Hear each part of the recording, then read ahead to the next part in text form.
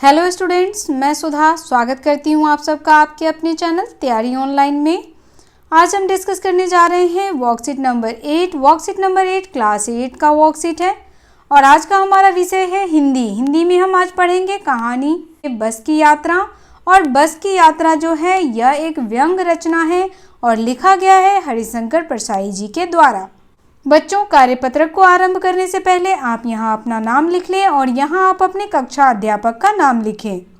यह कार्यपत्रक 20 अक्टूबर 2020 का है। तो बच्चों, हमने पहले भी बस की यात्रा पढ़ी है, आज भी हम बस की यात्रा के कुछ भाग पढ़ेंगे। तो चलिए सबसे पहले बस की यात्रा के कुछ भाग पढ़ते हैं।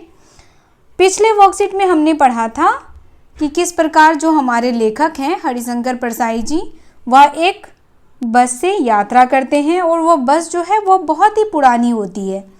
बस को देख करके उनको ऐसा लगता है कि पता नहीं यह बस जो है वह चलेगी भी या नहीं चलेगी। और जो लोग उन्हें छोड़ने आते हैं उन्हें देख करके उन्हें ऐसा लगता है जैसे वो लोग उन्हें अंतिम विदाई दे रहे हों। अब जो हमारे लेखक हैं वह बहुत ही परेशान हो जाते हैं कि यह खटारा बस चलेगी भी कि नहीं। लेकिन उसका जो कंडक्टर और ड्राइवर होता है वह उनसे कहता है कि आप परेशान ना हो, यह बस अवश्य चलेगी। और उसी बस में उनके एक मित्र भी होते हैं जो उनसे कहते हैं कि मैंने इस बस से कई बार यात्रा की है, इसीलिए मुझे अनुभव है यह बस से अच्छी है और चलेगी भी। अब लेखक उसमें निश्चिंत होकर के बैठ जाते हैं। लेकिन उन्हें बस की यात्रा कैसी लगती है? सविनय अवज्ञा आंदोलन और असहयोग आंदोलन की तरह। यह दोनों आंदोलन किसने चलाया था बच्चों? आप हमें कमेंट करके बताएं। तो चलिए आज हम कुछ और भाग को पढ़ते हैं बस की यात्रा में। एकाएक बस रुक गई। एकाएक शब्द का अर्थ होता है बच्चों अचानक। अचानक क्या हुआ? बस रुक गई। मालूम हुआ कि पेट्रोल की टंकी में छेद हो गया है। क्या पता चला? बस अचानक रुक गई तो जो पैसेंजर बैठे हुए थे उसके अंदर सभी में हलचल होने लगी कि क्या बात है कि बस अचानक रुक गई। तो पता चला कि जो पेट्रोल की टंकी है उसमें क्या हो गया है? एक छेद हो गया है। ड्राइवर ने बाल्टी में पेट्रोल निकालकर उसे बगल में रखा और नली डालकर इंजन में भेजने लगा, क्योंकि पेट्रोल से ही बस चलती है और पेट्रोल की टंकी में छेद हो गया था तो उससे पेट्रोल गिरने लगा था। तो ड्राइवर ने क्या किया कि उसमें एक नली लगा दी, एक पाइप लगा दिया और पेट्रोल को इंजन तक पहुंचाने लगा। अब मैं उम्मीद कर रहा था कि थोड़ी देर बाद बस कंपनी के हिस्सेदार इंजन को निकाल कर गोद में रख लेंगे और उसे नली से पेट्रोल पिलाएंगे, जैसे माँ बच्चे के मुंह में दूध की शीशी लगाती है। अब हमारे व्यंग्यकार व्यंग करते हुए कह रहे हैं कि अब मुझे क्या है? उम्मीद है। उम्मीद मतलब होता है आशा करना। अब लेखक को आशा है कि थोड़ी देर में क्या होगा, यह बेचारी बहुत पुरानी टूटी फूटी बस है। अब इसके जो हिस्सेदार हैं यानी जो ड्राइवर और कंडक्टर हैं वह क्या करेंगे कि पेट्रोल के सभी पार्ट को अलग अलग कर लेंगे, इंजन को निकाल करके गोद में रख लेंगे और नली से उसमें पेट्रोल डालेंगे ताकि वह धीरे धीरे आगे बढ़े। जैसे एक माँ अपने बच्चे को कैसे बोतल में दूध पिलाती है, तो बिल्कुल उसी तरह से। बस की रफ्तार अब 15-20 मील हो गई। अब देखिए बच्चों, रफ्तार शब्द का अर्थ होता है गति। अब बस की गति कैसी हो गई? 15-20 मील प्रति घंटा। अब वह 1 घंटे में 15 से 20 मील ही चल पा रही थी, यानी उसकी गति अब कम हो गई थी। मुझे उसके किसी हिस्से पर भरोसा नहीं था। किसे भरोसा नहीं था? तो लेखक को बस के किसी भी हिस्से पर भरोसा नहीं था। लेखक को लग रहा था ब्रेक फेल हो सकता है, स्टीयरिंग टूट सकती है, यानी बस के साथ कुछ भी हो सकता है। प्रकृति के दृश्य बहुत लुभावने थे। दोनों तरफ हरे भरे पेड़ थे जिन पर पक्षी बैठे थे। अब जिस रास्ते से बस गुजर रही थी वहाँ का दृश्य कैसा था? बहुत ही लुभावना। लुभावना शब्द का अर्थ होता है मनमोहक, मन को मोह लेने वाला। और दोनों तरफ हरे भरे पेड़ पौधे दिख रहे थे जिन पर पक्षियां बैठी हुई थी। मैं हर पेड़ को अपना दुश्मन समझ रहा था। अब देखिए, दृश्य इतना लुभावना था, इसके बावजूद भी हमारे लेखक क्या समझ रहे थे? पेड़ों को दुश्मन। क्यों समझ रहे थे? क्योंकि जिस बस पर वो बैठे थे उन्हें लग रहा था कि यह बस अगर पेड़ों की टहनियों से टकराई तो हो सकता है इसका कोई एक पार्ट ही टूट जाए। इसीलिए वह क्या हो रहे थे? घबरा रहे थे और पेड़ों को अपना दुश्मन समझ रहे थे। जो भी पेड़ आता डर लगता कि इससे बस टकराएगी। वह निकल जाता तो दूसरे पेड़ का इंतजार करता। झील दिखती तो सोचता कि इसमें बस गोता लगा जाएगी। अब जैसे जैसे बस आगे बढ़ती, लेखक को डर लगता कि बस जो है वह पेड़ के किसी टहनी से टकराए नहीं, और रास्ते में अगर उन्हें कहीं झील दिख जाता तो उन्हें डर लगता कि कहीं यह जो बस है हमारी वह झील में न चली जाए या तैरने न लग जाए। गोता लगाने शब्द का अर्थ होता है बच्चों डुबकी लगाना। जैसे गोताखोर कैसे समुद्र में डुबकी लगाते हैं, तो गोता यानी डुबकी लगाना। एकाएक फिर बस रुकी। अब अचानक फिर बस रुक गई। ड्राइवर ने तरह तरह की तरकीबें की पर वह चली नहीं। अब ड्राइवर जो बेचारा है वह सारे जुगाड़ लगा लिया, यानी सारे उपाय कर लिया। तरकीबें करने का अर्थ है उपाय लगाना। तो सभी उपाय लगा लिया, लेकिन भैया बस तो चलने की नाम ही नहीं ले रही थी। सविनय अवज्ञा आंदोलन शुरू हो गया था। कंपनी के हिस्सेदार कह रहे थे, बस तो फर्स्ट क्लास है जी, यह तो इत्तेफाक की बात है। अब क्या शुरू हो गया था? सविनय अवज्ञा आंदोलन। बच्चों, हमने जब पिछले पार्ट में पढ़ा था तो हमने सविनय अवज्ञा आंदोलन के बारे में भी जाना था। तो हमने सविनय अवज्ञा आंदोलन के बारे में क्या जाना था? बच्चों, सविनय अवज्ञा आंदोलन के समय ही गांधी जी ने नमक कानून को तोड़ा था।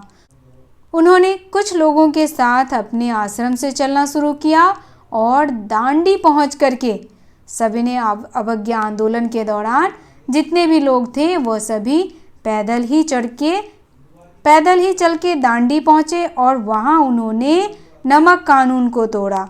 तो सविनय अवज्ञा आंदोलन किसकी याद दिलाता है? नमक कानून को तोड़ने की। और वहां तक पहुंचने के लिए गांधी जी और उनके साथी कैसे गए थे? तो पैदल गए थे। अब लेखक को लग रहा है कि अब क्या होगा, उन्हें भी सविनय अवज्ञा आंदोलन करते हुए अपने घर पहुंचना होगा, यानी पैदल ही जाना होगा, क्योंकि बस तो रुक गई, बस खराब हो गई है। लेकिन बस का जो ड्राइवर और कंडक्टर है, हिस्सेदार कहने का मतलब है उसके जो ड्राइवर और कंडक्टर हैं, वह कह रहे हैं कि अरे पता नहीं क्या हुआ, अचानक से ही इस बार बस रुक गई। इससे पहले तो हमारी बस कभी नहीं रुकती थी। हमारी बस क्या है? फर्स्ट क्लास है। छिन चांदनी में वृक्षों की छाया के नीचे वह बस बड़ी दयनीय लग रही थी। छिन कहने का अर्थ है बच्चों कमजोर, यानी हल्की हल्की चांदनी में, यानी चांद की जो रोशनी थी वो हल्की हल्की आ रही थी। उस रोशनी में बस को देख करके क्या लग रहा था कि वो बहुत ही दयनीय स्थिति में है। दयनीय कहने का अर्थ है बेचारी। दयनीय शब्द का अर्थ है बेचारी। बस कैसी लग रही थी?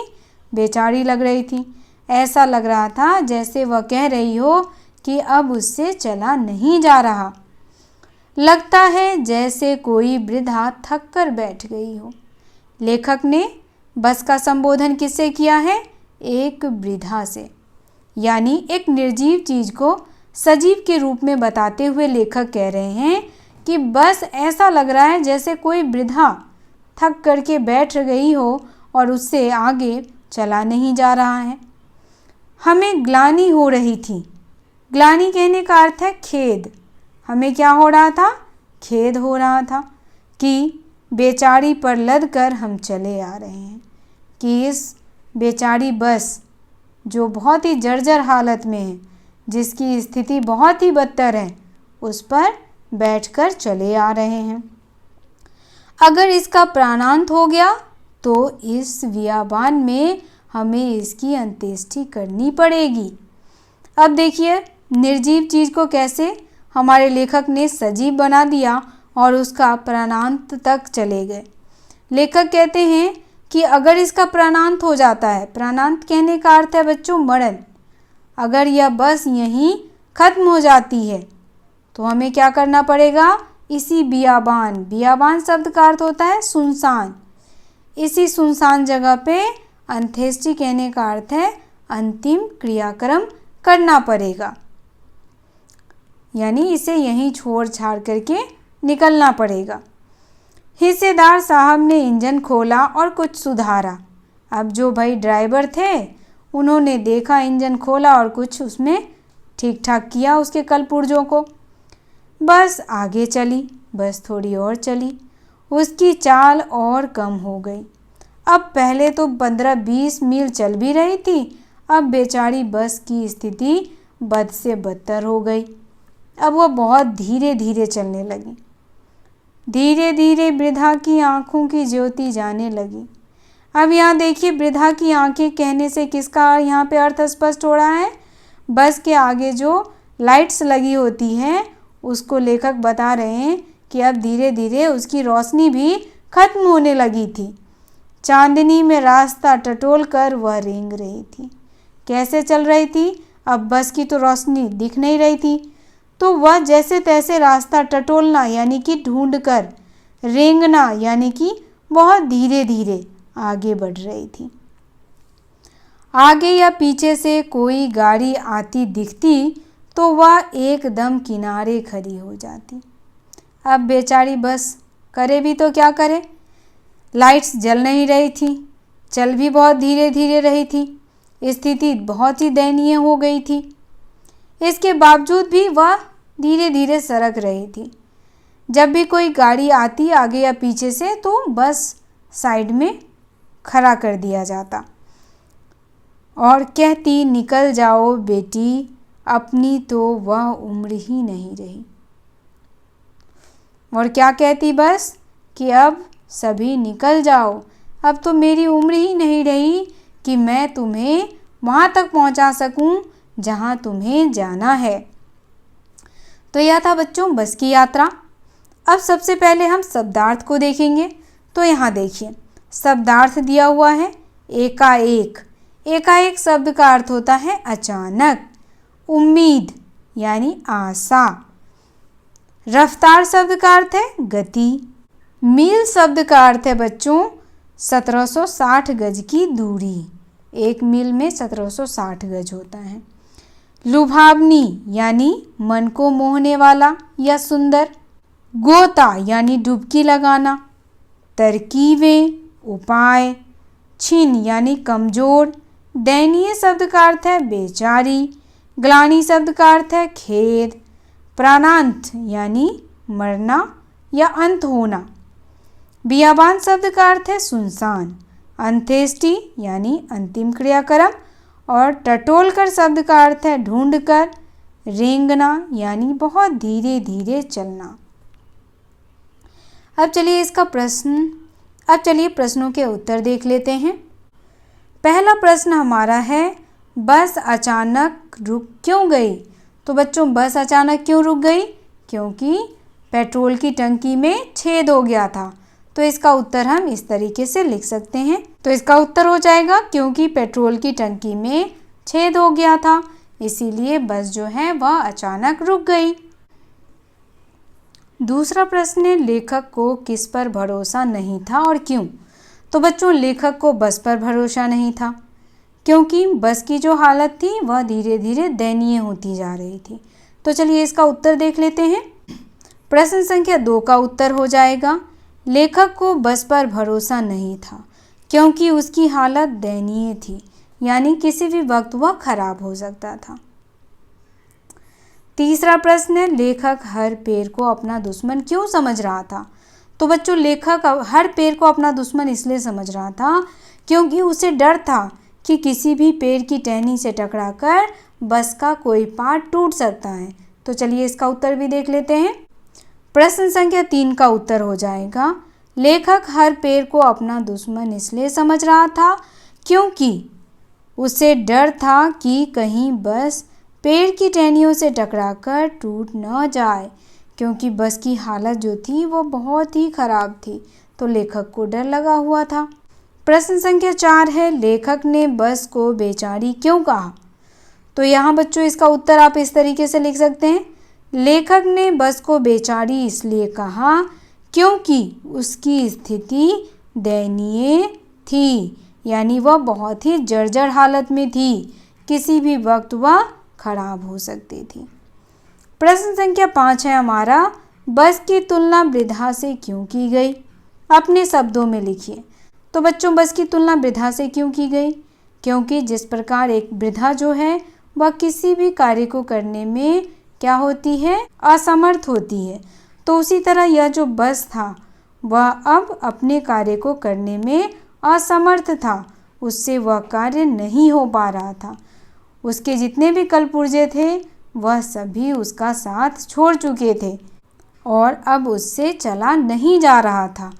इसीलिए बच्चों लेखक ने यहाँ पर बस की तुलना वृद्धा से की है। आप भी हमें बताएं कि प्रश्न संख्या 5 का उत्तर आप किस प्रकार लिखते हैं, कमेंट में इसका आंसर हमें दें।